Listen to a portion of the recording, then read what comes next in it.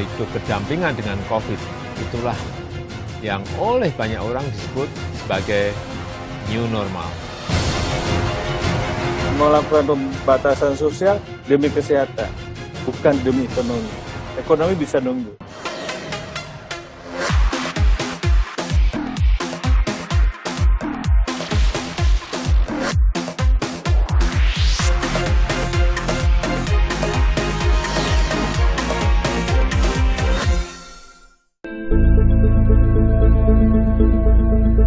Penerapan tatanan normal baru di masa pandemi COVID-19 ini membuat masyarakat melakukan beragam hal untuk memutus rantai penyebaran COVID-19. Salah satunya menerapkan rapid test dan swab test untuk mengetahui kemungkinan adanya virus. Pemerintah Indonesia melalui gugus tugas percepatan penanganan COVID-19 terus menambah jumlah laboratorium di Indonesia sebagai rujukan pengecekan tes COVID-19. Pemerintah menargetkan 78 laboratorium memiliki kapasitas yang dapat digunakan untuk menguji COVID-19 di seluruh Indonesia.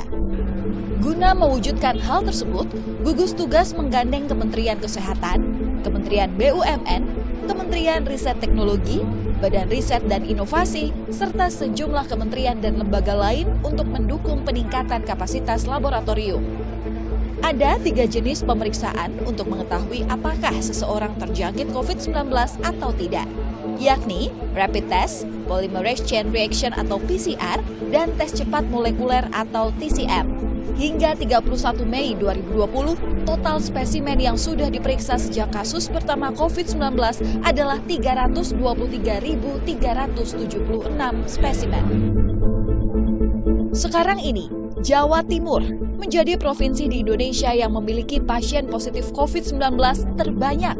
Hingga awal Juni, angka positif COVID-19 di Jawa Timur telah melebihi angka 5.000 pasien.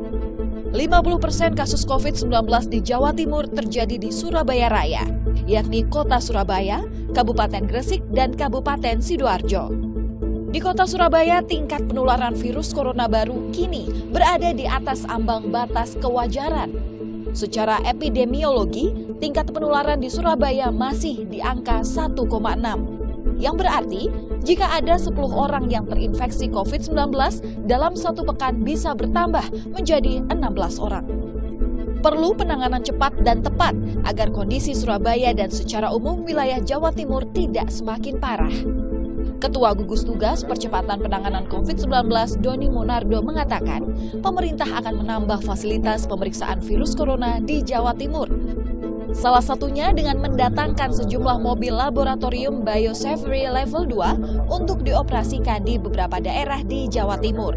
Minggu lalu, Wali Kota Surabaya Tri Risma Harini sempat meradang setelah 2 buah mobil tes COVID-19 dengan metode polymerase chain reaction atau PCR dari Badan Nasional Penanggulangan Bencana BNPB dialihkan ke 2 wilayah.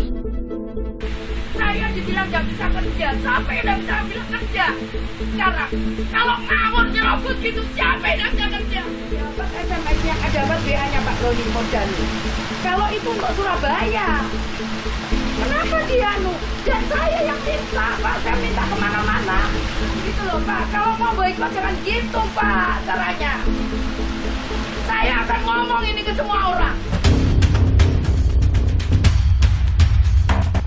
Risma menyatakan, ia telah mengajukan langsung mobil tes PCR kepada Ketua Gugus Percepatan Penanganan COVID-19 Doni Monardo.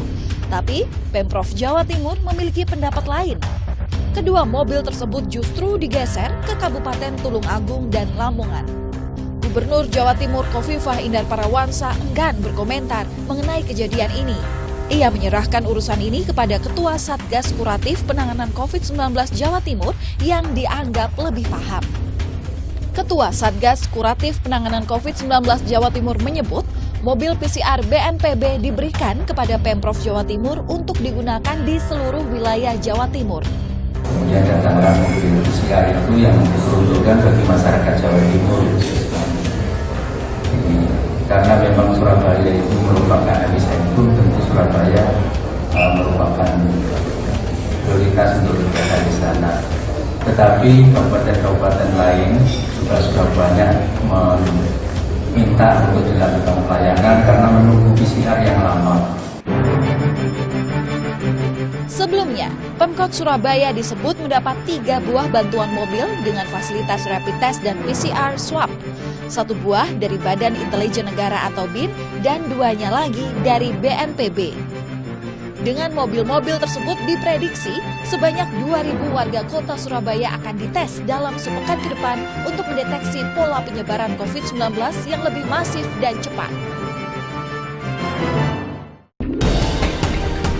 Di Sopeng, Sulawesi Selatan, walaupun pemerintah kabupaten telah memiliki laboratorium PCR swab dan ruang isolasi pasien, pemerintah setempat juga membuat bus keliling pelayanan uji swab untuk pemeriksaan spesimen terkait identifikasi COVID-19. Bus ini berkeliling ke 8 kecamatan di Kabupaten Sopeng untuk uji sampel swab masyarakat secara massal. Dan ini menjadi bus pelayanan swab pertama di Indonesia. Dengan adanya bus ini, Kabupaten Sopeng sudah memiliki fasilitas kesehatan pendukung untuk penanganan COVID-19 bagi masyarakat. Menurut Wakil Gubernur Sulawesi Selatan Andi Sudirman, beberapa negara seperti Korea Selatan dan Vietnam berhasil mengurangi penyebaran COVID-19 dengan memperbanyak tes per hari. Ia pun berharap dengan memperbanyak tes swab di kabupaten, penyebaran COVID-19 di wilayah Sopeng bisa dikurangi. Jika Sopeng melakukan hal yang sama dengan tes swab rentang deteksi 0 hari ini dan deteksi 10 hari, maka inkubasi terutama masyarakat kecamatan zona merah, ODP, PDP, dan yang mengikuti karantina yang terjaring. Insya Allah akan ada perubahan signifikan dalam pemutusan rantai penyebaran COVID-19 di Sopeng, ujar Andi Sudirman. Hingga hari ini, kurasi tes cepat dan PCR pengujian COVID-19 masih tergolong rendah. Pemerintah memiliki target tes cepat sebanyak 10.000 per hari. Namun sampai hari ini target tersebut belum tercapai. Kendala yang menyebabkan kemampuan tes per hari di Indonesia adalah kurangnya jumlah SDM dan peralatan tes. Selain itu, gugus depan COVID-19 sekarang juga tengah melakukan swab tes langsung ke pasar-pasar yang memiliki riwayat COVID-19 serta melakukan tes swab massal di kecamatan yang merupakan zona merah penyebaran COVID-19. Walaupun pemerintah telah menyediakan tes swab gratis di beberapa rumah sakit, warga masih ada yang berupaya melakukan swab secara mandiri. Perlu diketahui, untuk melakukan tes swab secara mandiri di rumah sakit, harga tiap rumah sakit dan metode yang digunakan berbeda-beda. Untuk pengujian rapid test, biasanya berkisar Rp300.000 hingga Rp500.000. Sedangkan biaya untuk pengujian tes swab berkisar Rp1,5 juta hingga Rp5 juta.